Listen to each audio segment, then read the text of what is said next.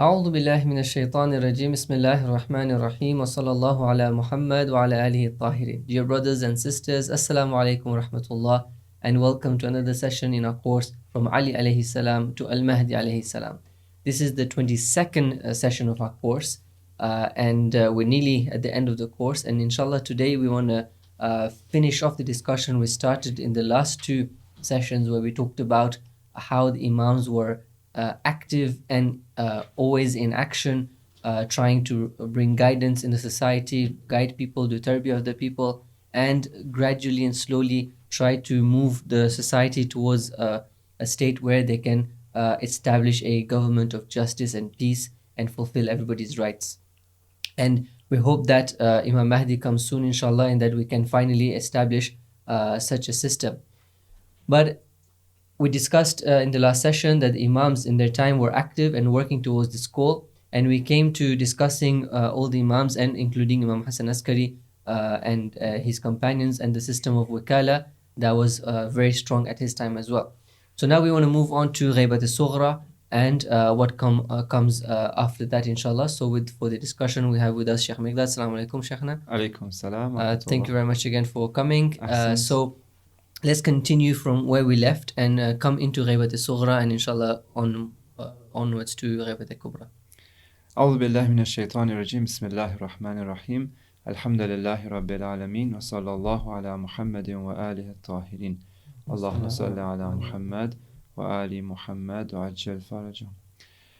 Right, so great to be back to carry on this discussion. Inshallah, as you mentioned, we'll start this discussion by looking at Ghaybah al-Sughra. The main thing that I want to discuss over here is the four nawab that we have. So over here, the term when you use is the naib, the nawab, which is the plural of naib. So most people know obviously that there's four individuals that are the exclusive wakil of the imam. There's plenty of things to say about the Ghaybah al-Sughra, a lot of amazing stories, a lot of different things that happen. I'm going to go through this very quickly, just share a few important parts about this. You see, what happens is that when the 11th Imam becomes Shaheed, you've discussed in the previous sessions as well, the situation is extremely tense, right? Because everybody knows, right, that the Ghaybah is coming. Everybody knows that the 12th is the last. Everybody knows that he's going to be one who's going to remove the dhulm from wherever it's happening. So everybody's on his case. We need to remember the fact that these hadiths were there among the Ahl Sunnah as well. Exactly. Among the Shias, it was famous. And even those who didn't believe in it do know the fact that the Shias believe in it. And so the Shias, if they find this person, would rally around that person because of their belief, and that could cause a lot of problems for the government. Yeah. So it's a very sensitive matter. Yeah. And so you find that this whole system that we've been talking about for the past two sessions was set up for exactly these kind of moments. In fact, if you remember, we talked about this before as well, that in the first session, we talked about the roles and the reasons, right? The first section of the first discussion. One of the reasons why this system was in place was for what? Was for preparing people for Ghaybah. So in such tense moments, in such confusion, right? The system has to deliver what it was supposed to deliver, right? And this is exactly what it does. And you find that people rally themselves around who? Around a person by the name of Uthman ibn Sa'id, right? Abu Muhammad, Uthman ibn Sa'id, we've talked about it so many times, right? He was the wakil of the Imam Hassan Askari. Right? And before that, the wakil of Imam Hadi alayhi salam as well. And so much praise he receives from both Imam Hadi, Imam Hassan Askari. At one point, he's the bab for Imam Hassan Askari. He's the main guy through everything happens, right? This guy is known amongst the people. So obviously, the Shias now have got used to in the system. Whenever there's an issue, whenever we need to find our solution, we go to the wakil of our time. And we see the wakil over here is Uthman. And everybody just gathers around Uthman. And Uthman takes over the situation. And what happens is that he now becomes very naturally, kind of a natural progress where he becomes the wakil. What changes, however, which is different from other situations, is that in this case, he becomes the exclusive bab. It means that nobody can now come to the imam. Now, this is not something new. right? It had happened previously as well. It's happened to Imam Qadim, for example. Right, because many times the imams themselves were not available to people, and people had to go through the wukala, right? But in this case, it's exclusive, it's known, the term Ghaybah it's called, right? People know that now we don't have access to the imam, right? And if we want anything in terms of our teaching, our guidance, our paying homes, etc., we have to go through the wukala, and specifically through Uthman ibn Sa'id. Now, what's important about this wukala is we need to establish as well that there were the wakils of the time, and how it passed on to all the four, and how this ends at the fourth one. So come back a few steps back. So Ahmad ibn Ishaq, we talk about Ahmad ibn Ishaq. He goes to the 10th Imam. The 10th Imam tells him, Hada Abu Amr, right? Thiqatul Amin tells him, go through him basically if you want to learn about your deen. Same story about the same individual. He comes to, Ahmad ibn Ishaq comes to Imam Hasan Askari, right? Same reply from Imam Hasan Askari. Hada Abu Amr, Thiqatul Amin. Imam Hasan Askari put something very important over here.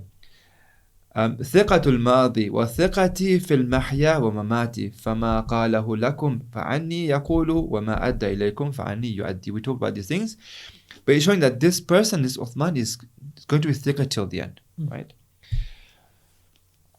So everybody gathers around him, and there's no kind of division over here. This is very important, right? There's no other individuals that come up and claim, oh, but I'm supposed to be the representative, I'm supposed to be the name of the imam. No, the ijma of all the scholars, of all the wukala in the whole, remember it's a pyramid, right? In the whole system, basically, everybody looks up to Uthman. He's a recognized bab for the 12th imam. I guess that would be a result of the system having grown and established itself. Exactly. And Imam Hasan Askari having passed on the message that this is what's happening. So obviously the birth of the Imam specifically wasn't announced in that sense, right? Or was it announced? So there are numerous stories, enough evidence, right, to show that when the Imam was born, right, in the first 5 years, obviously his birth was hidden, right? His birth was hidden. They were in the Sardab, right, which is an amazing place to go visit today as well. We're still preserved.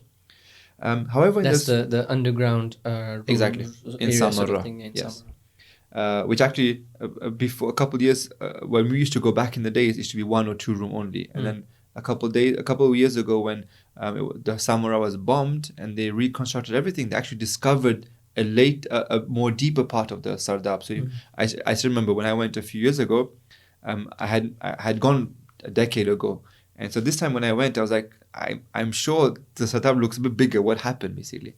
And I asked around, and I found out that actually what happened was that they discovered a bigger part of it as well. It goes to show how secretive this was, right? The Sardab. Anyway, during the first 5 years of the Imam's life, the Imam Hasan Askari shows his child, the 12th Imam, to many of the companions. They see the Imam, right? They witness the Imam. They bear shahadat that this is the 12th Imam. So there is no doubt about the Imam having been born. People have seen him, right? 2 witnesses is enough, right? 2 of the biggest companions, they see this enough. But we have more than that. Like the stories are plenty, inshallah, for another day. I'll just mention one over here. So this is in Ghaybah of Tusi, where a big number of companions narrate this narration, where it says خبر طويل مشهور as well. It's a very famous hadith as well. قالوا جميعا اجتمعنا إلى أبي محمد. A group of us, right, many of us got together at the house of Imam Hasan Askari. نسأله عن الحجة من بعده. And we asked him about the hujjah after him. And he goes to the أربعون رجلا. We were 40 people, right? Uthman ibn Sa'id is present there, right? Cut a long story short, the Imam shows them this child, right? فقال هذا إمامكم من بعدي وخليفتي عليكم أتيئه ولا تتفرقوا من بعدي فتهلكوا في أديانكم. Right? So the Imam shows them his child, the 12th Holy Imam. Then the Imam tells them, وَإِنَّكُمْ لَا تَرَوْنَهُ مِنْ بَعْدِ يَوْمِكُمْ. You will not see him after today. Right? هَذَا حَتَّى يَتِمُّ لَهُ عُمْرٌ. Until his life is prolonged. فَاقْبَلُوا مِنْ عُثْمَانَ مَا يَقُولُهُ. وانتهوا إلى أمره وَاقْبَلُوا قَوْلَهُ فَهُوَ خَلِيفَةُ إِمَامِكُمْ وَالْأَمْرُ إِلَيْهِ فِي And the hadith carries on. At this gathering, Imam Hassan Askari points to Uthman and says, when this child, the 12th Imam, goes into Ghaybah, you will not see him after this, okay? Your affair lies with who? With Uthman ibn Sa'id. This is very important. This is the appointment of Uthman as the Wakil and the only Wakil in whose affairs lies the entire system during the Ghaybah al-Sughra. So the other thing is about the Ghaybah, it's a bit different to the Imam just being in prison. It's like announced that this is now something different. This is not that natural sort of barrier. No, this is actually a new stage in this whole process, basically. Yeah. And the people have been prepared, right? That this is the place where now you will not be able to recognize the Imam. You cannot have direct link with the Imam, etc. Another thing about Uthman is that the fact that he's appointed is that he and actually his son as well. So the hadith talks about both of them because his son is going to be the second naib. They both have access to the Imam, and how we see this is because one, they can see him, and we'll talk about this as well. And two, more commonly, is that they produce letters from the Imam. And remember, people know the handwriting of the 12th Imam, right?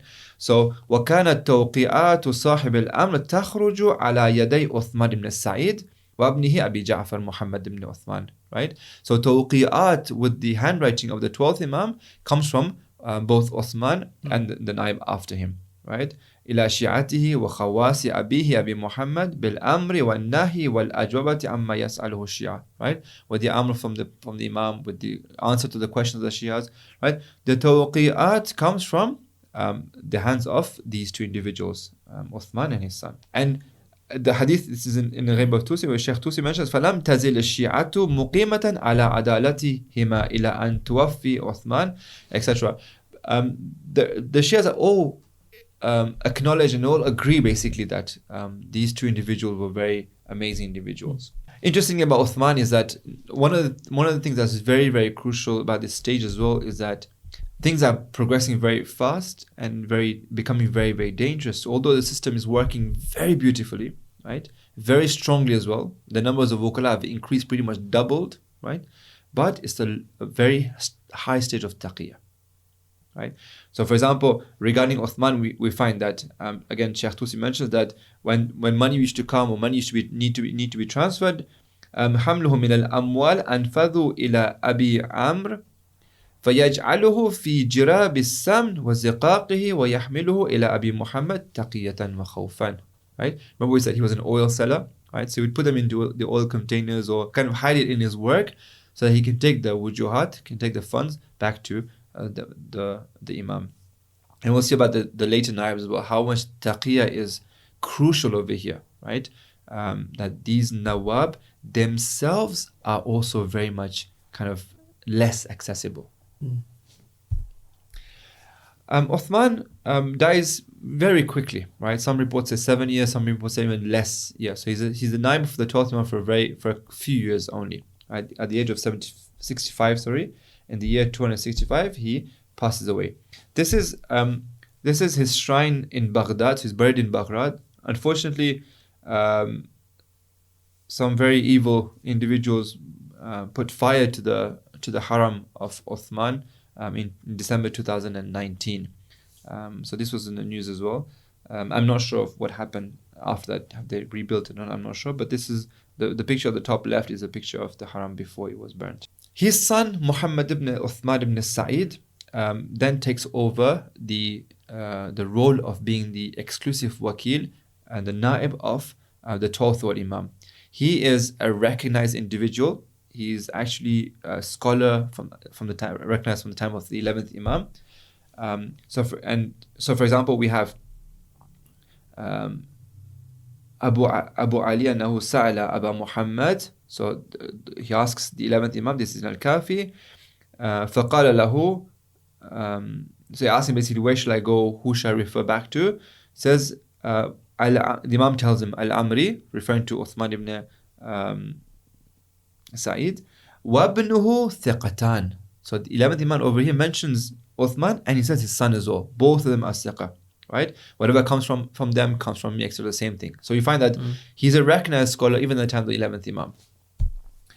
Again, about him, as you saw previously as well, he has this tawqi'at, that things come through him, right? The letters of the 12th Imam come through him. At the time of Muhammad ibn Uthman, the second Naib, there is one wakil of the Imam who actually turns against him, right? So this happens during the time of the second Naib. His name is Ahmad ibn Hilal. Ahmad ibn Hilal is a Naib and a wakil for the 11th Imam, recognized scholar, right? A big companion of, in fact, we have many narrations through him as well. So he's a lot of reporters of hadith report back to him as well, from him. So the big recognized person. So what happens that he decides all of a sudden to turn his back? So he's got some perhaps jealousy. Why wasn't he chosen? Perhaps other motives. But whatever the case, he rejects the niyaba of Muhammad ibn Uthman. So this is how Tusi reports it in al-Ghaybah. He says that the Shia did ijma on the fact that Muhammad ibn Uthman is the wakil of the 12th Imam, right? Everybody agreed with that. So they came to him, and they came to Hilal, Ahmad ibn Hilal, ألا تقبل أمر أبي جعفر محمد بن عثمان وترجع إليه وقد نص عليه الإمام المفترض الطاعة. Right? It's clear from the Imam that Muhammad ibn Uthman is the wakil. Why are you going against him? Right? So he says, فقال لهم لم أسمعه ينص عليه بالوكالة. Like, I haven't heard this. Like, over here, all the Shias got together in unity, saying, this is from the Imam, so I haven't heard this.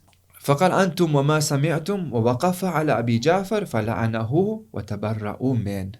Right? The Imam goes on. So this person does waqf on Uthman.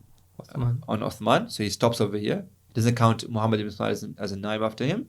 And actually the Imam then curses him. Right? The curse of the Imam is very interesting because he's a respectable scholar. The Imam writes a tawqi where he distances himself from him, says this guy is not a reliable person. People actually doubt this tawqi, right? The Imam writes a second letter. وَرَدَ عَلَى الْقَاسِمِ ibn Ala, he's a wakil of the 12th Imam, نُسْخَةٌ مَا خَرَجَ مِنْ لَعْنِ ibn Hilal.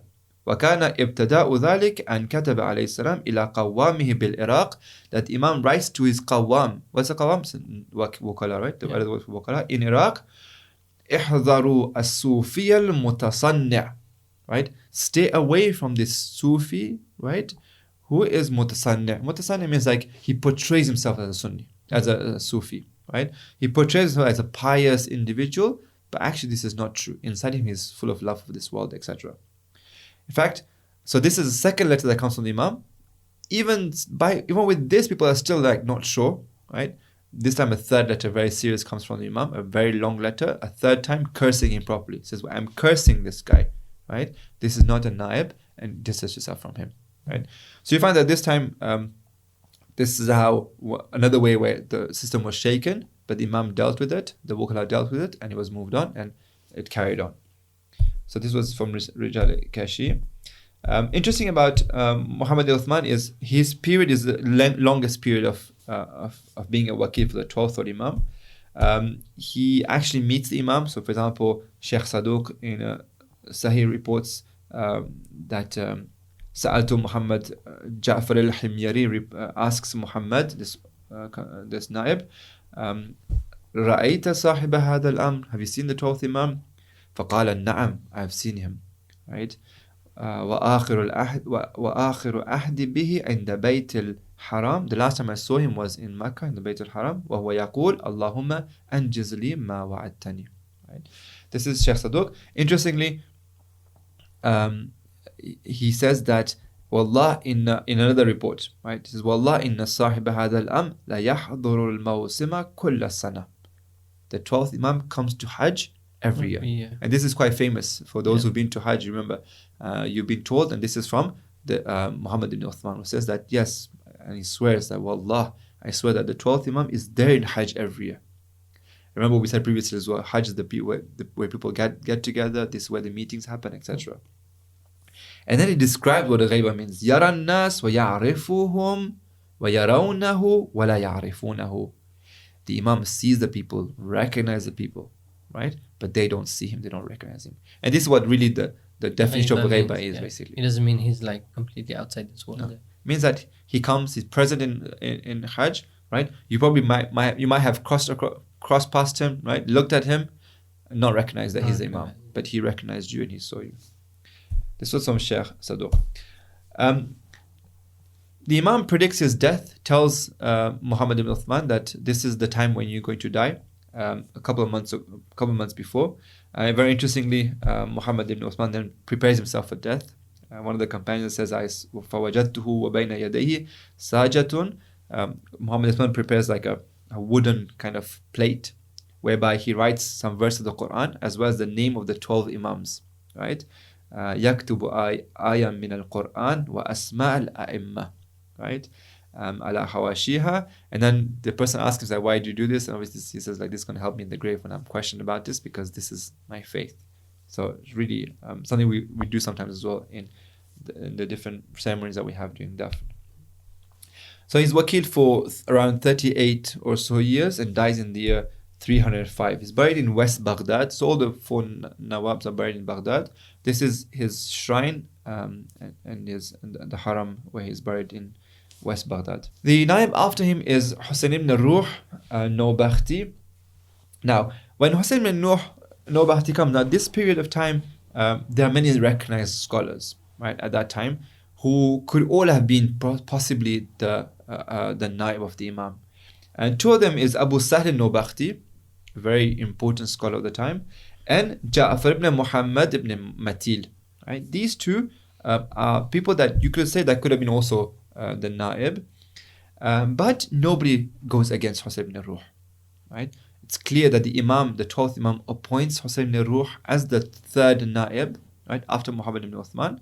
And these 2 scholars, very pious, recognize this and attest to this, and I'll share the hadith. There's one person by the name of Shalmaghani, who again is one of the individuals that goes against Hussein ibn Ruh, but I don't want to go into that story for now. We find that a group of companions, amongst them these names I mentioned right now, come to the presence of Abi Ja'far. Right? Who's Abi Ja'far? Is the 2nd Naib, Muhammad ibn Uthman, Abi Ja'far radiyallahu anhu. فَقَالُوا لَهُ إِنْ حَدَثَ أَمْرٌ فَمَنْ يَكُونُ مَكَانَكَ. If you die, who is going to take over your place? فَقَالَ لَهُمْ هَذَا أَبُو الْقَاسِمِ الْحُسَيْنِ ibn Ruh. Right? So Muhammad ibn Uthman says that the niyaba goes from me, goes to Hussein ibn Ruh. Very interesting over here, right? Something we notice over here. Remember we said at the beginning that the Imam appoints, right? In the Wukala, from the beginning, the Imam would appoint, like, you're the wakil, right? From here, kind of, we know it's coming from the Imam, right? But kind of the direct link goes away, right? It's this wakil now says that the next wakil is going to be this. But the appointment is from the Imam himself. Definitely the appointment from the Imam. Because we know they don't say anything except that which the Imam has said. The Imam has specified this. So he says, Al-Qa'imu maqami, this is the person who's going to take my maqam. وَالسَّفِيرُ بَيْنَكُمْ وَبَيْنَ صَاحِبِ الْأَمْرِ. He's the Safir, look at the word that's used over here. Safir is used over here, between you and Sahib Amr. وَالْوَكِيلُ وَالثِّقَةُ الْأَمِينُ فَارْجِعُوا إِلَيْهِ فِي أُمُورِكُمْ وَعَوِّلُوا عَلَيْهِ فِي مُهِمَّاتِكُمْ فَبِذَلِكَ أُمِرْتُ وَقَدْ بَلَّغْتُ. This is something that I've been instructed with. So this is saying that this is from the Imam. وَقَدْ بَلَّغْتُ. These 2 individuals that could have been the wakil but are not, look at how they deal with this situation. فَلَمَّا كَانَ عِنْدَ ذَلِكَ. This is talking about Matil, right? This is talking about Ja'far ibn Ahmad ibn Matil. فَلَمَّا كَانَ عِنْدَ ذَلِكَ وَقَعَ الْإِخْتِيَارُ عَلَى أَبِي الْقَاسِمِ. When the whole power of Niyaba comes to Hussein ibn Ruh, سَلَّمُوا وَلَمْ يُنْكِرُوا. They submit to him and they don't deny him. وَكَانُوا مَعَهُ وَبَيْنَ يَدَيْهِ كَمَا كَانَ مَعَ أَبِي جَعْفَرَ. They deal exactly with him the way they deal with Muhammad ibn Uthman. Right? وَلَمْ يَزَلْ جَعْفَرُ ibn Ahmad ibn Matil, right, في جملة أبي القاسم رضي الله عنه وبين يديه كتصرف بين يدي أبي جعفر العمري. This individual, Ahmad ibn Matil, is also the same as well. It doesn't go against Hussein ibn Ruh. Shows how great this scholar was in his position. Same with Abu Sahl ibn Nawbakhti. We mentioned this hadith before. People come to Sahl ibn Nawbakhti. It says, سُئِلَ فَقِيلَ كَيْفَ صَارَ هَذَا الْأَمْرُ إِلَى الشَّيْخِ أَبِي الْقَاسِمِ الْحُسَيْنِ ibn Ruh دُونَكَ. How did this niyab, being a naib of the imam, to him rather than you? Exactly. How did that happen? فَقَالَ هُمْ أَعْلَمُ. The imams know better, right? وَمَا اخْتَارُهُ وَلَكِنْ أَنَا رَجُلٌ أَلْقَى الْخُصُومَ وَأُنَاذِرُهُم. I'm a person who I'm involved in dialogue and doing munadhara with other individual, other sects, right? And there's no way to place that important responsibility of being a wakil. لعلي كنت أدل على مكانه وأبو القاسم فلو كانت الحجة تحت ذيله وقرض بالمقارض ما كشف الذيل عنه أو كما قال. He says, kind of a way of saying basically that if something when it's given to Hussein ibn Ruh, he will not reveal it even though it's cut into pieces by scissors. Right?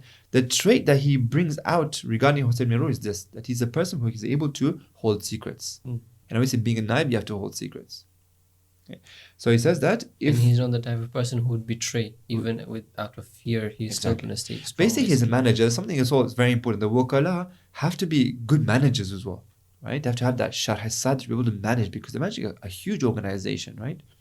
And so ilm is not just sufficient. You have to have other skills of bravery, courage, management skills, etc. So he says this person is able to hold this secret.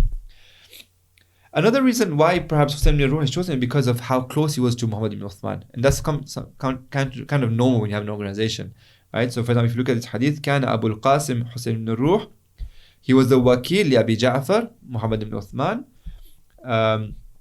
ينظر له في أملاكه ويلقي بأسراره الرؤساء من شيعته. He was in charge of a lot of the different things and knew a lot of different things from that time. So kind of natural flow, if you want the system to run nicely, move on to the next wakil, give it to somebody like who's very close to him. Being close to him also, he gets that experience, he's exposed to how the system works better, so he's basically more ready than others. Exactly. Another thing about this Hussein ibn Ruh is that, very interestingly, he's counted as a mufti by the Sunni scholars. And in fact, look at this, Shaykh Tusi says, كانت العامة أيضا تعظمه. The Ahl Sunnah will actually respect him as a scholar, right? So and he wasn't some random person. He was still somebody who is established. Obviously, there are other people who might have looked more suitable, but Imam chose him. That's one. And two, it's the taqiyya that was very important as well. He was in full taqiyya. He would not reveal himself as a naib of the Imam, right? كان أبو القاسم يحضر تقية وخوفا. He would act with precaution and taqiyya, right? So much so that the Ahl Sunnah, when somebody would call him a Rafidi, they would actually go against that. They would get really angry. The Ahl Sunnah would get really angry if somebody would say that Hussein ibn Ruh is a Rafidi. That's how much he hated his faith, that people wouldn't really know he's like that. And this reveals to us the situation, how tense the situation is, right? That he is the wakil, the naib of the Imam, right? The only door to the Imam, but he himself is actually so much in taqiyya that actually nobody knows he's a Shia, right? Forget being the naib of the Imam. In fact, Hussein ibn Ruh even spends 5 years in prison, right? There's a whole event that happens with the Abbasi Khalifa of the time, and because of that, he's caught and put into prison. There's a money issue that happens related to taxes, and because of that, he spends 5 years in prison. Anyhow, his wakala time is around 21 or so years, and he again is buried in Baghdad. This is his West Baghdad. This is his shrine and his grave. And we come to the last wakil, which is Ali ibn Muhammad al-Samuri. We don't know much about him. Like now you've seen how from the first naib to the third one, how tense things were, how fearful, how much we had to fear the situation, and how much taqiyya was involved over here. Despite that, everything was working fine, right? The situation reaches to Ali ibn Muhammad al-Samuri. Okay, he takes the role of being a naib of the Imam after being appointed, and it passed on from Hussein ibn Ruh. So you have this note from Shaykh Tusi in al-Ghaybah. أوصى الشيخ أبو القاسم رضي الله عنه إلى أبي الحسن علي بن محمد الساموري رضي الله عنه فقام بما كان إلى أبي القاسم. Right. So the wasiyah is gone to this person, that he now takes up the position of being the wakil of the Imam. We don't have too much discussion or information about what happens. He's there for a very short period of time, his wikala doesn't last very long. Around 2 to 3 years his wikala, and a point comes where he receives the final tawqi of the 12th Imam to an official naib, which is what you find on your screen over here. And this is how the letter starts. So tawqi an-nuskhatuhu Bismillahir Rahmanir Rahim Ya Ali ibn Muhammad as-Samuri أعظم الله أجر إخوانك فيك فإنك ميت ما بينك وبين 6 أيام. You will die in 6 days. Right? فَجْمَعْ أَمْرَكَ. Gather your affairs. Right? Get ready. Right? Close up everything. وَلَا تُوصِي إِلَى أَحَدٍ يَقُومُ مَقَامَكَ. And here's an instruction for you. Do not appoint anyone after you. Up until now, every single wakil that was dying appointed the next one on the instruction of the 12th Imam. Right? Over here, the Tawqi says to him, لا توصي إلى أحد يقوم مقامك بعد وفاتك. After you die, nobody's going to take your position. فقد وقعت الغيبة الثانية. Because the second Ghaybah is going to start. And this is how the specific and exclusive position of being a naib of the Imam comes to an end with al-Samuri, with the instruction of the Imam that do not appoint anyone after him. So this is how the story ends. And how the Ghaybah starts. And how the Ghaybah starts. Now, this is where I want to make a very important statement, right? And this is this, that do we really think, I'm asking this question this way, do we really think that the Ahlul Bayt set up this system of wakala and did everything they did, all the blood that was spilled, right? All the efforts that was put into setting up the system from the time of Imam Sajjad, Imam Baqir, then officially Imam Sadiq, all the different things that they dealt, the growth of this system became so powerful, right? Do you think that when it comes to this position, right, year 356 or so, right, it's a dead end? That's it? All done? We close the chapter, break and dismantle the entire system of wakala, right? And tell the Shias, guys, get on with your lives. Imam's not coming back anytime soon. Just, sort yourself out. Sort yourselves out. I don't know. No, it's absurd if anyone were to think and look at what we just talked about and then say that, okay, that's it, dead end, right? You would say that is just complete, to use a better word, foolishness, or really ignorant, right? To say that this is a dead end. It cannot end like this. It doesn't make sense for it to end like this, right? Because it's like saying, okay, so when the 11th Imam, or the 11th Imam was there, and the Ghaybah Sughra, then everybody was dealing with the situation with the Imam through the wakala system, etc. And then now we say, okay, fine, we wait till the Ghaybah finishes and the Dhuhr happens, right? And that's when we're going to talk about the Imam again and the system of wakala again and everything that's going to happen. And what about in between? What about us in between? That's it? Nothing happens then? The history suddenly kind of has a massive gap? Yeah. So the one is in the sense of our guidance, the people in between need to be guided. But also, like we said with Shaykh Qadim in the session a few days back, the zuhur will never happen if the situation of the people is the same as the situation when it was when he went into Ghaybah. Yeah. He went into Ghaybah because of certain reasons. Yeah. If those reasons stay, and the reasons go back to the people in the society, if those stay and don't change, then the Imam's never going to come back. So there has to be something, some continuation, something that happens for the guidance of the people that leads to the society eventually improving and the Imam being able to come. Yeah. So you see, the system was laid by Imam Sajjad or Imam Baqir, right? And then officially with Imam Kadhim. You look at the numbers of wakala, right? They're growing slowly. The system is setting up. What happens, and what's very important, coming back to a point I mentioned in passing that I want to talk about in the second session, is this, that this system was in place for it to carry on, not to die. It wasn't a system saying, okay, at the Ghaybat, everything's finished, lock the doors, I'll see you after a couple of millenniums. That's not the case. On the contrary, the system was in place. One of the major reasons why the system was in place was to prepare the people for the Ghaybah. So that when the Ghaybah happens, you know what to do. I've set up a system so that you work on this system. In fact, what the system shows is that if the Imam is there or not, there is a need for a system for the people's because guidance. the Imam has to be there. He has roles to perform. He has to teach us. He has to protect the religion. He has to do tarbiyah. He has to collect the khums. He has to be a So when hujjah. the Imam is there, for him to perform these actions and these duties, he needs a system. So when he's not there, then it's even more important for that system, for such a system to be there. Exactly. Yeah. Exactly. So what we want to talk about right now is you go back to what everything that we said, right? Everything we talked about in the last 2 sessions, and realize that actually what the Imams were doing was preparing us, right, doing the Ghaybah for such a system to even become even stronger. And this is a system that carries on.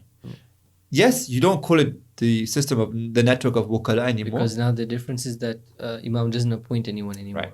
So because I mentioned over here, and one of the biggest difference between this is, let me talk about the similarity. The system is the same. So nothing's changed. The only thing that's changed, or one of the very few things that has changed, is that now the appointment of the wakil of the Imam is not a specific appointment. From the time of Imam Sajjad all the way to the Ghaybah al-Sughra, till the end of Ghaybah al-Sughra, the Imam would appoint and say, X person, Fulan ibn Fulan, you are the wakil. Right? Now the Imam is not there to do that. Now the Imam is not going to do that anymore. Instead, he's given us criteria. Yeah. And in fact, one is that Imam has given us criteria in a hadith, but the other way we can see is that if we observe what kind of people Imam has been appointed throughout the system, we can sort of get an understanding of what kind of people. So basically, he's handing over the system. Here's the system, okay? Carry it on.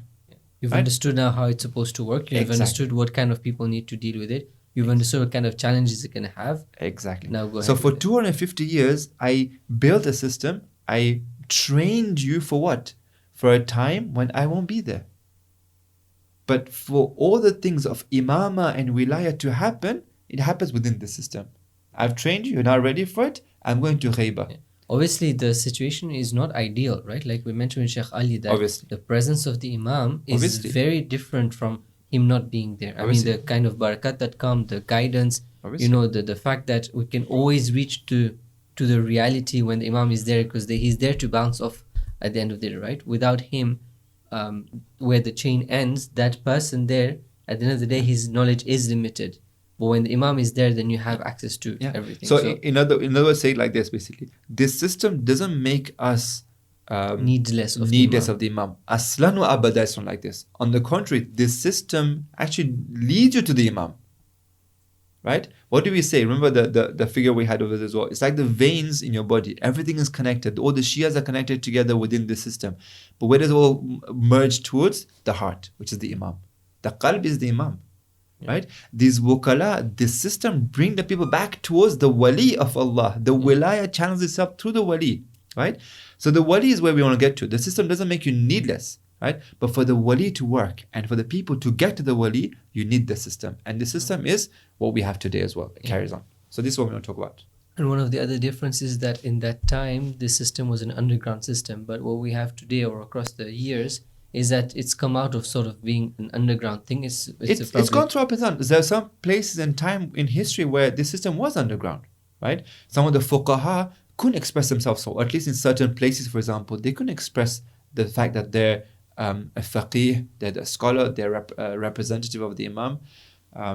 So you find across the history of 1,000 years or so that we've had of this system after during the Ghaybah al-Kubra, is that we had ups and downs. Sometimes it was underground, sometimes it wasn't underground, sometimes it achieved amazing success, right? Because the people were ready for at least a small level of seeing the system really being shining for history to see, for people to see. But sometimes no, we had dark periods where the system really was struggling. We had a lot of difficulties. It's gone ups and downs, but the system has always prevailed, right? So this concept has always been there. The concept that there has to be this person on top who has these characteristics, and he's the means through which people are being guided. People refer back to him for their questions, and he's also the one who's collecting the taxes and so on. So let's look at this in more details, going back to so bringing back what we've discussed so far and bring it together over here. Okay. Just before we take a pause and a break, I'd like to introduce a book that's recently published. So this book is in Farsi. For the English listeners, I apologize. Inshallah, maybe we can translate it one day. So this is a novel about the four Naib that we talked about. All four of them, their story in a novel form. Very beautiful book. You can find a lot of these stories that we talk about and even more in this novel. Something that I've seen happen quite a few times now. A few books have come out recently where they've taken scholars as well as companions of the Ahlul Bayt and kind of shared their story and their history in novel form. So this is a very interesting book for those who can understand Farsi. It's about the four Naib and their story in a novel form. What's the title? It's called Char Fanus, the Four Lanterns. Okay, brilliant. Thank you. Can we take a quick break and then continue with this? So, brothers and sisters, before we move on to this, I think it's good we take a short break over here, get some refreshments, and then we'll start again in a few minutes.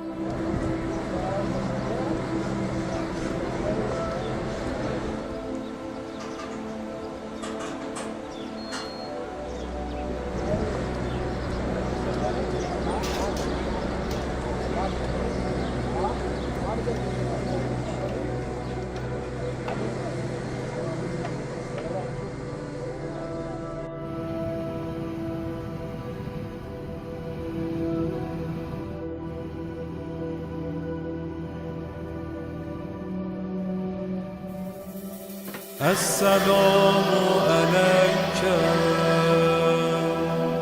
يا حجة الله في أرضه السلام عليك يا عين الله في خلقه السلام عليك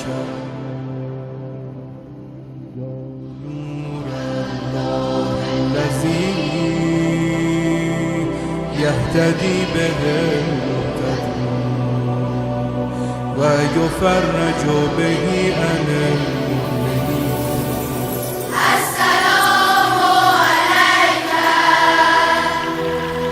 يا حجة الله في هذه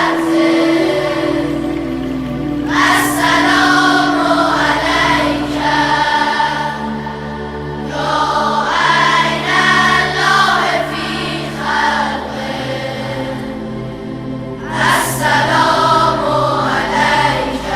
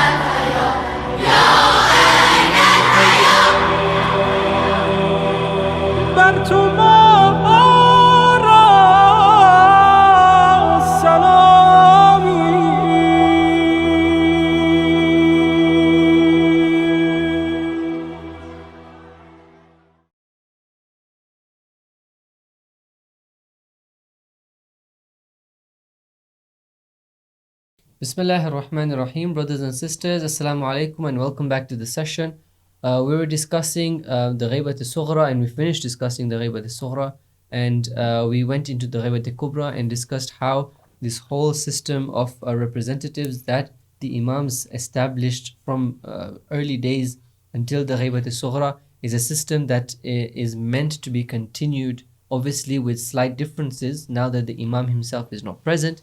And a very, very important point that we mentioned and that needs to be remembered throughout, and Shaykh Ali also mentioned it and emphasized on it a lot in his session on reconciling the duty of the Imam with Ghaybah, and that is that the Imam not being there is not an ideal situation. We shouldn't be feel like, okay, now we're self-sufficient and we don't need the Imam at all because we have a system that's established, we have the ulama and so on. On the other side, though, we shouldn't feel like it's completely chaos and there's no point living because this without an Imam, that's it, we cannot be guided and life is over basically. So there has to be a balance. We should understand that Imams have prepared us enough for us to be able to be guided during the Ghaybah time.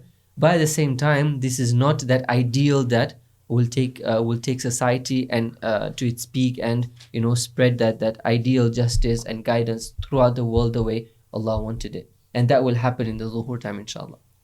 Okay, so let's continue our discussion with the Ghaybah. So when we talked about the roles of the Imam, right?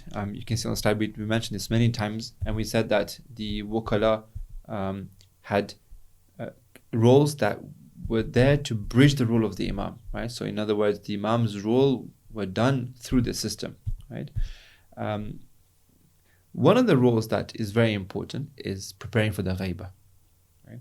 In other words, the Imam established this organization, this network of Wukala, in order for the people to be ready to deal with other than the Imam or to deal with the Imam indirectly.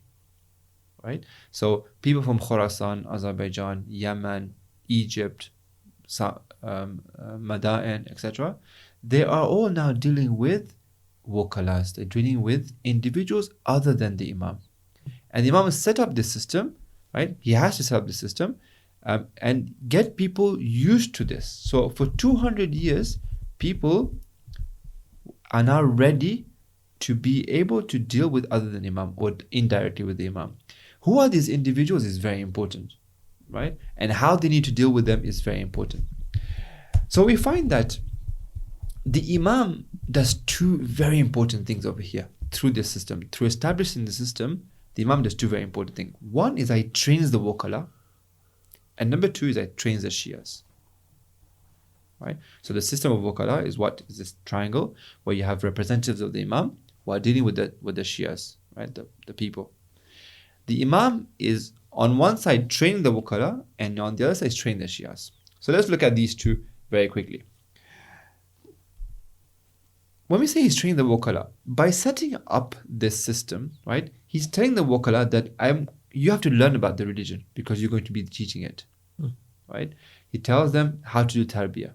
He teaches the Wukala how to collect khums, how to hold secrets, how to prepare for justice, how to establish a system which will be able to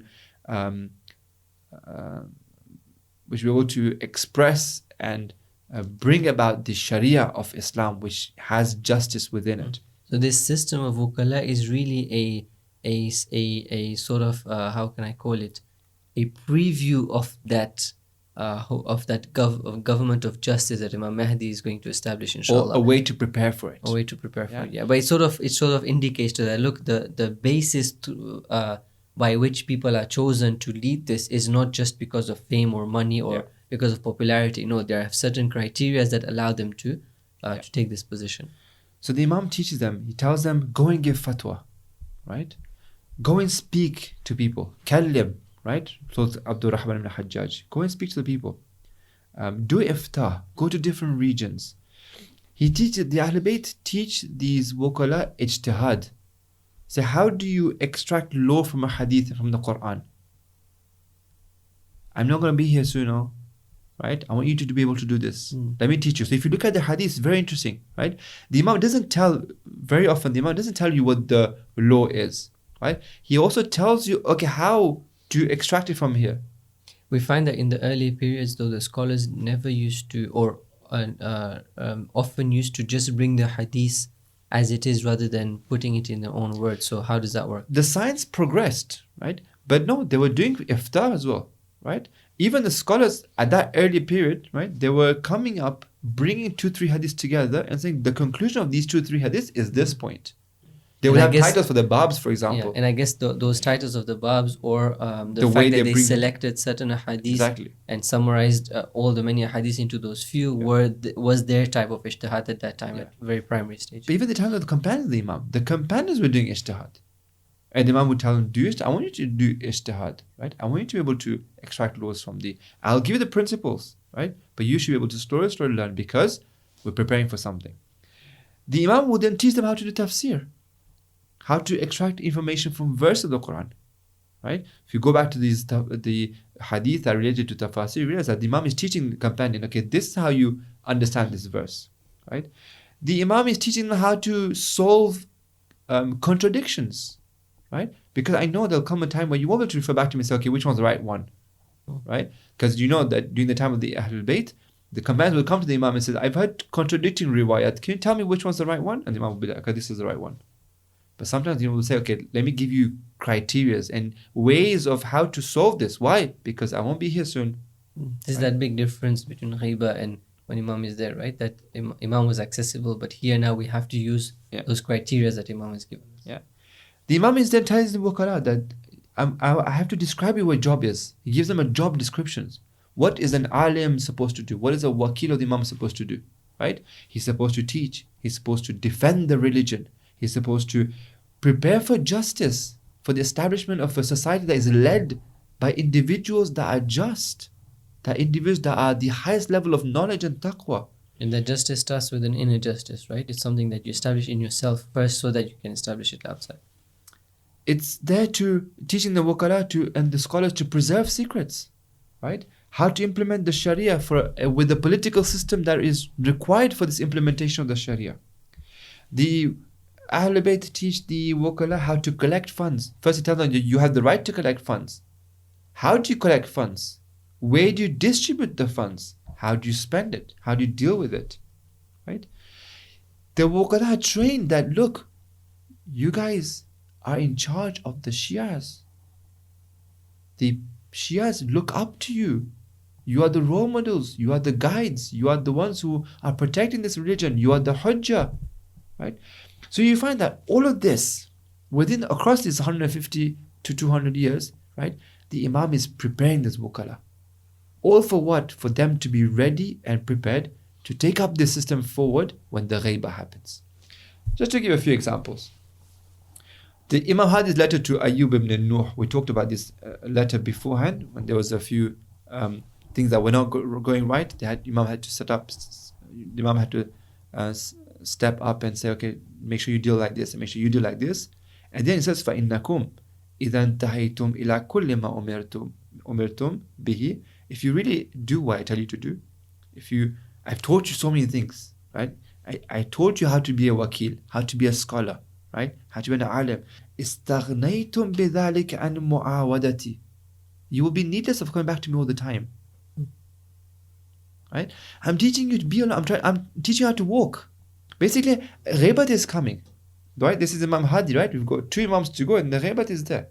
You need to prepare yourself in a way and follow the instructions. If you follow the instructions, the system is working in the best of ways.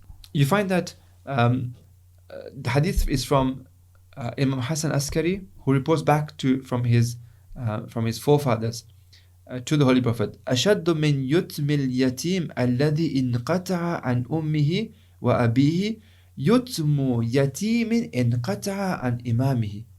Right? That worse and more difficult than an orphan who's lost his parents is an orphan who's lost his imam. Right? And that he doesn't have a way to go back to his imam and know the religion. Right? And therefore you have scholars who will come and really do what? Really play the role of the imam for the orphans. You know how when you have orphans, you have this in Sharia, right? When you have an orphan, and he doesn't have his dad, then another person comes and becomes in charge of this orphan to take care of him, right? Over here, the orphans are the Shias, because they don't have an imam to guide them, to teach them, to do their tarbiyah, to collect their khums. Who takes over? The scholars. The scholars. And the Ahlul Bayt over here teaching us. He is training the wukala. Look, this is your role. Don't think because you've got a position, you become a scholar, you can do whatever you want. No, your role is this, is the Shias are important. We want the Shias to be taken care of. Al-Ihtijaj has brought a lot of this hadith. I'm quoting mainly from tafsir of Imam Hassan al-Askari. I don't want to go into a Rajabali discussion over here. The hadiths are plenty, right?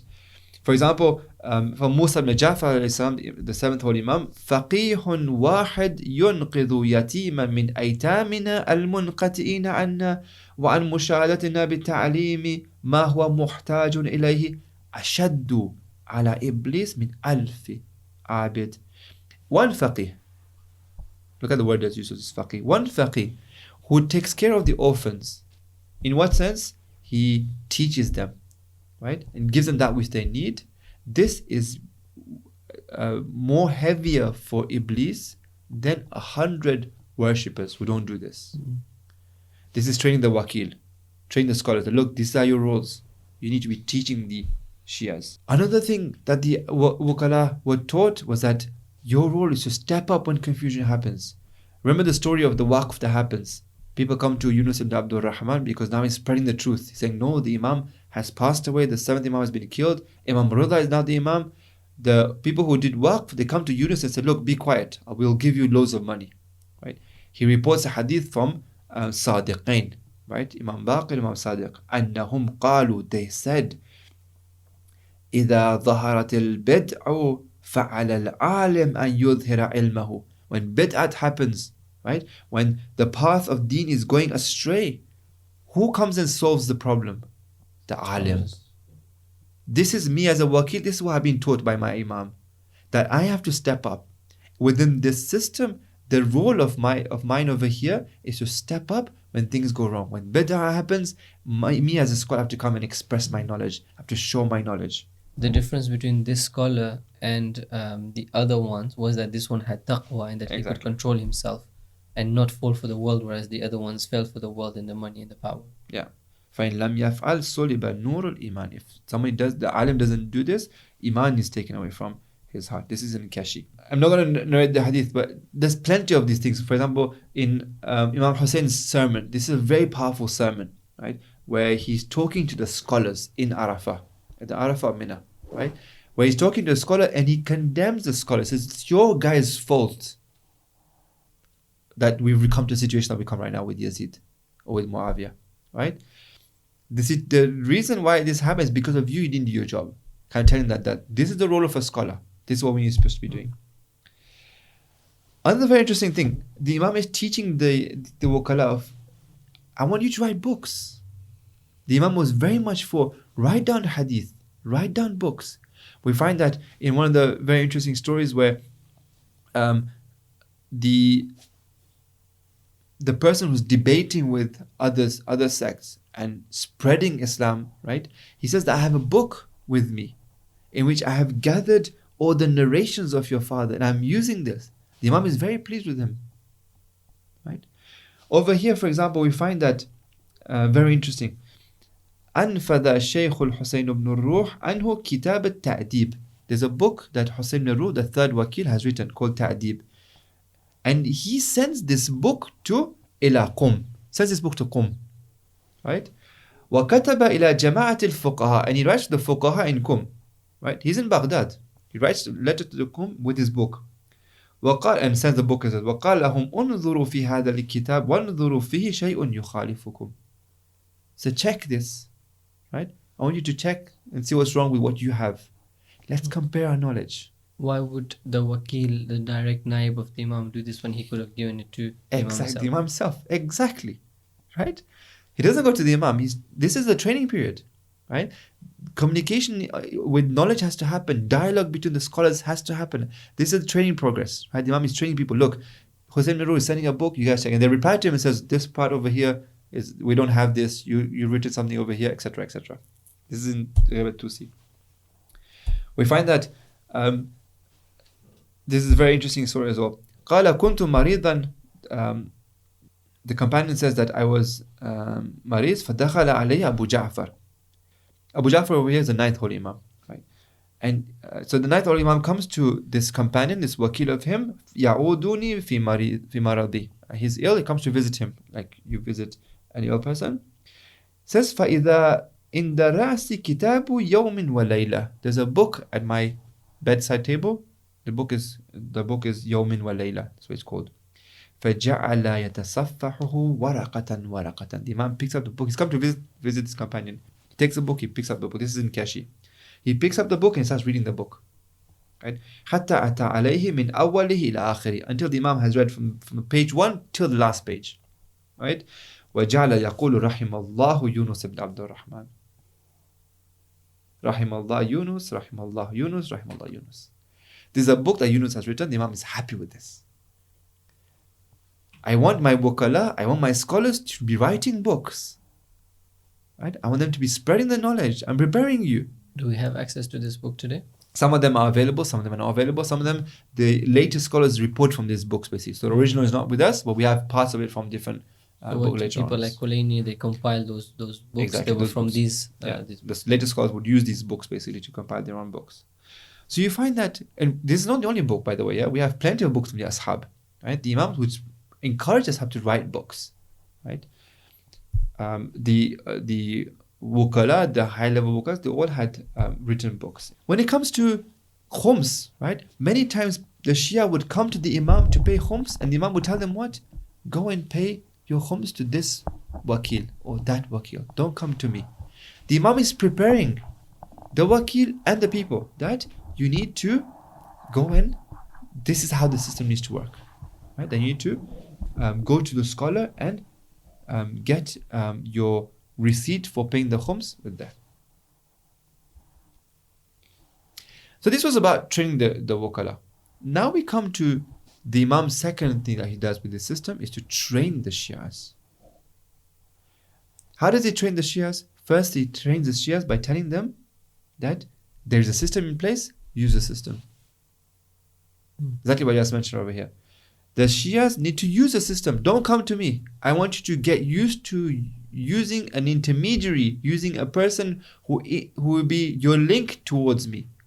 Many a time and time again, people will come to the Imam will be referring them back to the Wakil. Say, go to the Wakil. Right?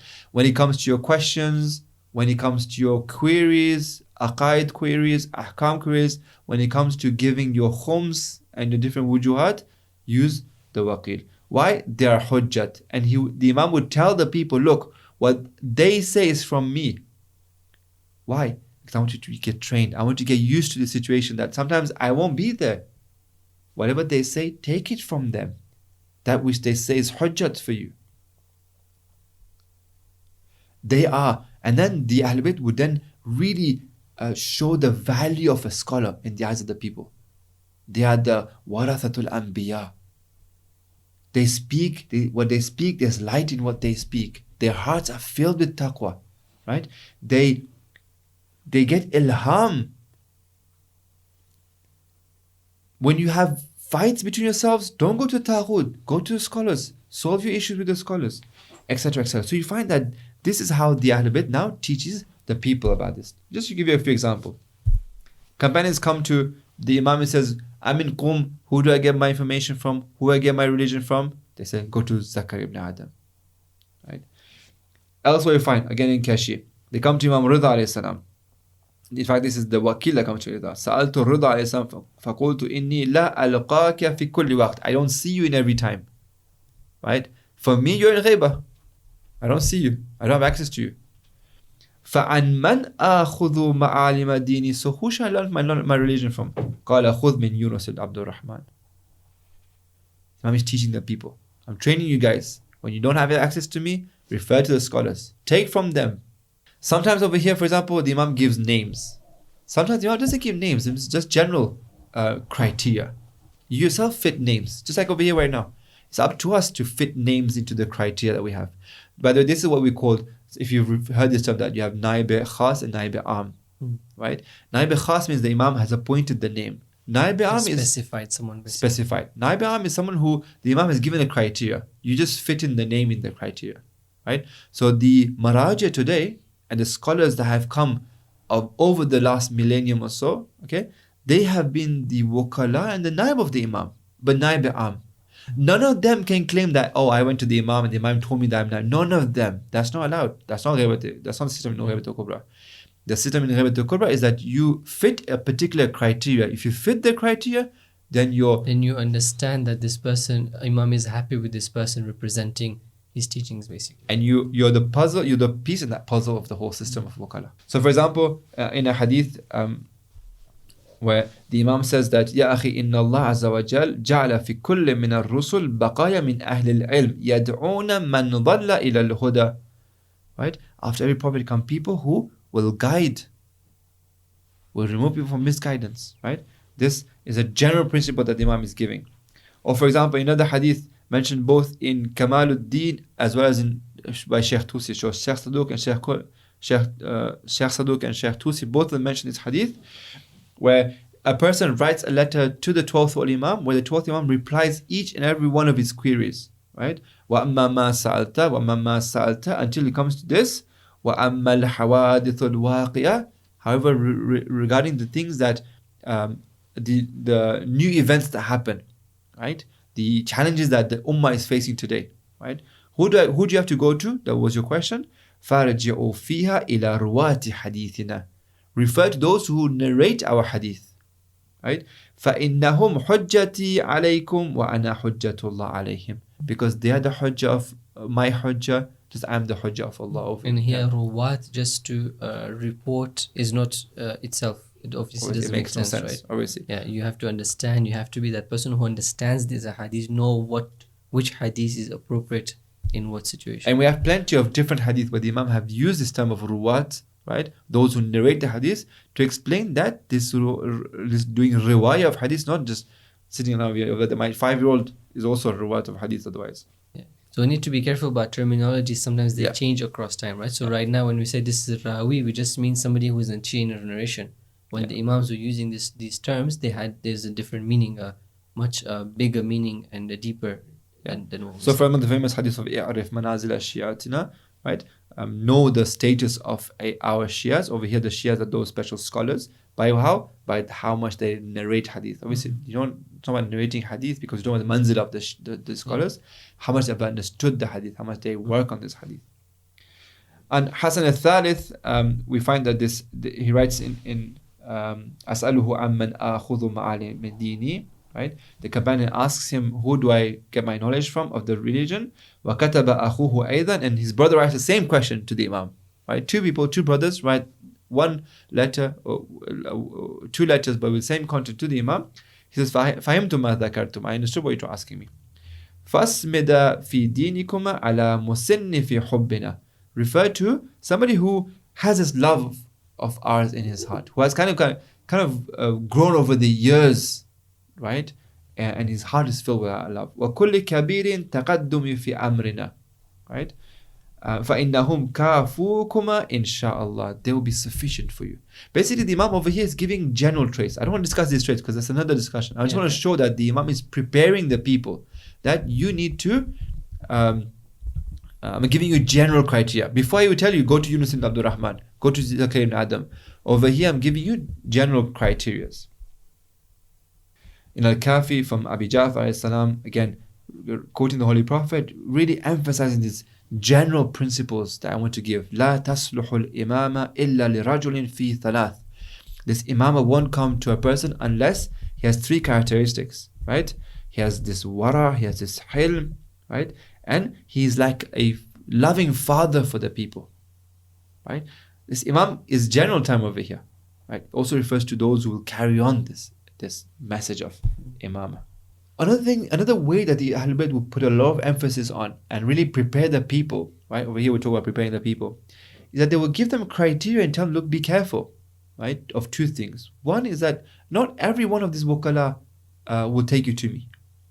You'll find across history, time and time again, even today, scholars who abuse the system, scholars who are misguided, who wear the attire of the garment of scholarship, but they're empty of knowledge or empty of taqwa. Or sometimes they have knowledge and taqwa, but they're empty of bravery. Sometimes they have bravery, but they're empty of ability to manage and establish a just society, right? Empty of courage, they're fearful scholars, right? All of these things the Ahlul Bayt have taught the people. Look, these are the people that I want. The wukala that you want to follow, the scholars that you take for your knowledge, for these roles that the Imam has, these kind of criteria are very important, right? And also never forget, it's not knowledge on its own. There's other things that has to come with the knowledge. Otherwise, that knowledge is not sufficient. Yeah. So we mentioned, right, trustworthiness is very important. We mentioned secretive and taqiyya is very important. We talked about courage and bravery is very important. These things are criteria that alim bi zamanihi, right? He knows the times. He's aware. He's got the awareness of the society. Yeah, that insight. That insight, very important. And another thing that the Imams would very carefully and be very cautious to remind the people is that, remember, you're not becoming independent. These scholars should never tell you things about from themselves. They are my wakil, they are my representative. That means what they say, they have to come from me. The moment you find scholars that talk from themselves, put them aside. They don't fit the criteria, they're not part of the system. Right? For example, in this letter from the Imam, which is reported by Shaykh Tusi, the Imam says, فَقَالَ عَلَيْهِ السَّلَامُ خُذُوا بِمَا رَأَوْا وَذَرُوا مَا رَأَوْا. Basically, let me mention the whole story so it becomes clear. Basically, what happens is that there's a book out there right now, okay, which has a lot of bad things in it. Right, a lot of bad things. So they come to Hussein ibn Ruh and say, like, what do we do with this? It's a book that's been published as well, it's spread. So he says, do exactly what the Imam Abu Muhammad, so the Hasan Askari, did with the book of Bani Faddal. Right? The book of Bani Faddal was also the same thing, and he had reached everybody's houses, and the Imam gave a criteria, a general criteria. It's very beautiful, right? Didn't condemn the book or didn't say, let me give you a criteria that you have to apply at that time up until the dhuhr of the 12th Imam, right? What is this criteria? Take that which they narrate from us, basically, okay? And don't take that which is from themselves. So their own opinions in this matter, you put on the side. Exactly. We use, what's important is what Imam has said, basically. Exactly. In other words, it's saying that, look, the scholar is my representative. He should tell you what I want. He should tell you about the religion that has come from us, the Ahlul Bayt and the Holy Quran. That's right? why it's really important for the scholars to study properly and to make sure that what they're saying is representing what the Imam would say, not something that comes from their own pocket. Exactly. So we don't want scholars to be saying their own opinions. We don't want scholars to be coming things from their own pockets. No. The scholars have to say what the Ahlul Bayt are saying. That's their wakil, their representatives. The Imam then will really bring the scholars up and say, look, these scholars are very special. In Kashi, very important hadith from Imam Sadiq alayhi salam, اعرفوا منازل شيعتنا بقدر ما يحسنون من رواياتهم عنا. You know the value of our Shias, our scholars, basically, right? By how beautifully they narrate the hadith, how much understanding they have the hadith. فإنا لا نعد الفقيه منهم فقيها حتى يكون muhaddathan. A faqih is not counted as a faqih in our eyes until he becomes a muhaddath. And faqih, what do you mean? Remember what muhaddath means? Muhaddath means that he's in contact with the angels. قال يكون مفهما والمفهم محدث. So this faqih actually is taught. He gets ilham. Tafhim is done to him. This is what we mean to understand, basically. Exactly. Yeah. And this is what it means that the angels are sort of making him understand. Basically, he's trying to say that the true scholars out there, right, they'll be inspired. They'll get this ilham. That connection with Allah is not cut. If a person strives hard, seeks knowledge, and has taqwa and all the other characteristics, Exactly. then Allah Himself will guide him through a different way. And we have plenty of hadith. This is like plenty of hadith to show this. Even in the Quran we have, right? Have taqwa, ittaqillah yu'allimukumullah. So have taqwa and Allah will teach you. What better? But see how again the Ahlul Bayt are teaching the people, here's my criteria, right? This is what I want you to remember always. These are the fuqaha. These are the fuqaha that take this position in this system that I want you to work with them. And lastly, And we end over here, inshallah, is the famous hadith of Umar ibn Hanzala, where he comes to the Imam and says, he's a scholar, like he wants to, let's discuss how we're going to do things.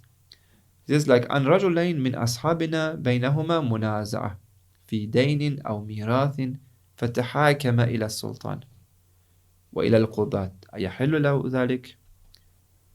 There's two individuals from amongst our Shias. They have a fight between themselves, right? Regarding money, regarding earth, whatever it is. They have a fight between themselves. Are they allowed to go to the Hakim? Are they allowed to refer to a court of justice where the laws that are implemented are man-made laws? Are they allowed to do that? The Imam says no. It's okay, what do we do now? You're not there. We haven't been able to establish the just government yet. What do? The Imam says, then go to the wakils. Go to the fuqaha. يَنْظُرَانِ إِلَى مَنْ كَانَ مِنْكُمْ مِمَّنْ قَدْ رَوَى حَدِيثَنَا. Those who report our hadith. وَنَظَرَ فِي حَلَالِنَا وَحَرَامِنَا. Those who know our halal and our haram. وَعَرَفَ أَحْكَامَنَا فَلْيَرْضَوْا بِهِ حَكَمًا فَإِنِّي قَدْ جَعَلْتُهُ عَلَيْكُمْ حَاكِمًا. Be happy with them being the judge, them being establishing the laws, right? Because I'm happy with that. Now obviously the faqih can't establish laws just like that, right? There's a whole system that needs to be placed. This is why we have a system whereby at the top of the system you have a scholar, right? A system that is based on laws that are just laws that come from the Sharia, right? And naturally, to be able to establish laws that come from the Sharia, you have to have knowledge of those laws, Exactly. which is really important, which is something we forget. We feel like, somebody can be leading Islamic society but not have knowledge of Islam. No. Well, then that leadership is not an Islamic leadership. Exactly. That leadership that the system of Wukala was set up for, to prepare for the Zuhur, right? And to establish that society, has to have at the top a scholar, a faqih. Not just a scholar who has knowledge of the religion, but also has taqwa as well. Also one who we can rely on. But more than that as well, who can hold on secrets, who is able to manage. Remember how we said that one of the traits of the Wukala is to be able to manage, right? To be able to have the bravery and the courage and the awareness and the basira of the time, right? All these things to be able to be at the top of a system whereby you're leading a society based on the Quran and the Hadith. This is what the Ahlul Bayt basically are preparing during their times. So, to bring it all together now and end the session is that you realize that during these 150 to 200 years or so, the Imam have set up a system, a network of wakala, right? One of the fundamental things and the reasons why they set up this place was to prepare for the Ghaybah, was to prepare us. But also generally because that's how it works, right?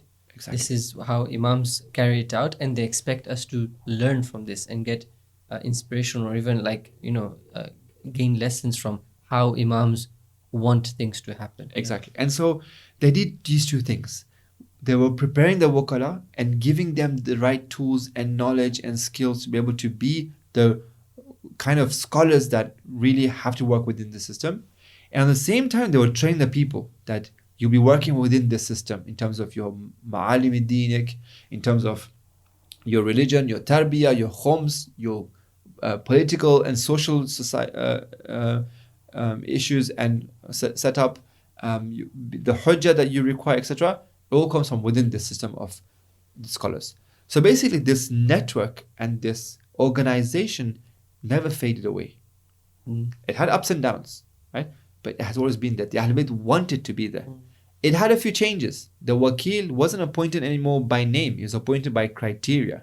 And again, even the terms and the terminologies have changed, right? Yeah. Before we used to call them wakil and ruwat, and slowly these terminologies changed. They started to be called, for example, fuqaha, for example, mujtahid, and this continued until what we have today. So terminologies have changed, the methodology has improved, the extent of the knowledge has improved a lot.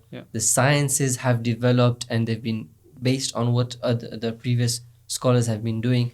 But that chain continues, the essence continues, and basically we can say that what we have today is nothing but a direct continuation of what started when the Imams was present. And so now, right now we're sitting in 2022, right? And you have a system in place, a system run by fuqaha, by maraja, and the Shias benefit from it. You might not realize, right? You might reject it. People did that throughout the centuries, right? Even the time of the Imam, right? They were not willing to pay khums, not willing to learn from the wakil, okay? But within all that, right? The system is in place. It's working perfectly fine. You can even say that today is as strong as it has been over the past millennium, right? If you were to take a course on the history of scholarship from the time of Ghaybah Kubra, beginning of Ghaybah Kubra till today, you find that what we're seeing right now, right, with all the things that we see around us, there hasn't been a time where the system was the stronger as it is right now. And we're sitting in this time and we're blessed to be here and witnessing these things. Yeah, very much established, and a system that's established, that's really expanded a lot. And alhamdulillah, the relative freedom that we have now compared to the previous years is much more so. And inshallah, so this is where I want to stop over here, because a very perhaps heavy point to think about, and we need to really reflect upon it. Tomorrow, inshallah, we'll be talking about the Hawza and linking it together and seeing how at our doorstep we have this system called the Hawza. So what's going on in the Hawza? What's the Hawza all about? What are we studying? What are the different subjects? And what's going on behind the scenes sort of the Hawza. Exactly. And how the Hawza is part of the system. Yeah. It will be very interesting for the brothers and sisters to once also learn about how these sciences also developed throughout the years. We have very big scholars that have been passing on this knowledge from Shaykh. We're talking about Shaykh Kulaini onwards. Shaykh Tusi coming, and then across the centuries, how things have developed, the ups and downs. These are things that are really interesting. That give good insight into how this knowledge has progressed. But I guess it's good that we sort of fast forward, come to today and discuss where we are today. Okay, so brothers and sisters, inshallah, we'll have our last session, inshallah, in the next session, and we'll be discussing the present situation, this idea of the scholars and the Hawza, which is the place of training the scholars, the sort of the academic institution for Islamic studies, which is something that was set up at that time of the Imams. That spirit and this concept was there, and today we have the same spirit and the same concept. Obviously, in the modern world, this is modernized. It looks, something new, and when we look at what we have today, it doesn't take us back to that time. But when we look at the elements and the structure and the concept, we find that this is exactly what our Imams have taught us. So inshallah, we'll look into this in more detail tomorrow. And we'll have, inshallah, both Shaykh Kazim and Shaykh Miqdad to discuss and to have more insight about what Hawza studies is about, what Islamic studies is all about, and inshallah get more better understanding. So until tomorrow, assalamu alaikum wa rahmatullahi wa barakatuh.